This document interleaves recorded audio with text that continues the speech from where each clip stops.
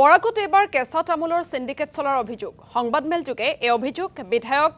মেজবাহুল ইছলাম লস্কৰৰ বৰখলাৰ বিধায়কগৰাকীৰ লগতে জিলা কংগ্ৰেছৰ সভাপতি অভিজিৎ পালে সংবাদমেলত সৰব হ'ল চৰকাৰৰ বিৰুদ্ধে তেওঁলোকৰ অভিযোগ কেঁচা তামোলৰ সিন্ডিকেটৰ বাবে বৰাকৰ একাংশ ব্যৱসায়ীৰ পানীত হাঁহ নচৰা অৱস্থা হৈছে সিন্ডিকেট চক্ৰৰ প্ৰতিখন কেঁচা তামোল ভৰ্তি ট্ৰাকৰ পৰা ৮০,০০০ টকাৰ পৰা ১ লাখ টকা আদায় কৰে বুলি অভিযোগ দুই কংগ্ৰেছ নেতাৰ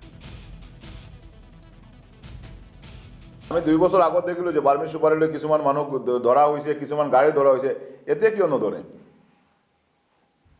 এতিয়া আমি এই বৰখলা গেটৰ যত আমাৰ এতিয়ালৈকে মহাসড়ক হোৱা নাই এতিয়া টুল গেট ইয়াতে বহাইছে টুল গেটৰ নামত ওচৰত সিন্ডিকেটৰ গেট তাতে সুপাৰী গাড়ী লাইন ৰখি থাকে আমাৰ লোকেল সুপাৰী যিবোৰ আমাৰ ইয়াৰ মানে কৃষি ক্ষেত্ৰত আমাৰ মানুহবিলাকে ৰাইজে এই সুপাৰীৰ ওপৰত ভিত্তি কৰি তাৰ ফেমিলিটো চলে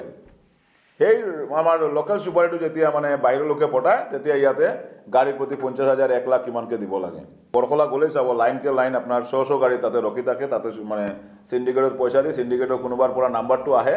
নাম্বাৰ লিষ্টটো মিলাই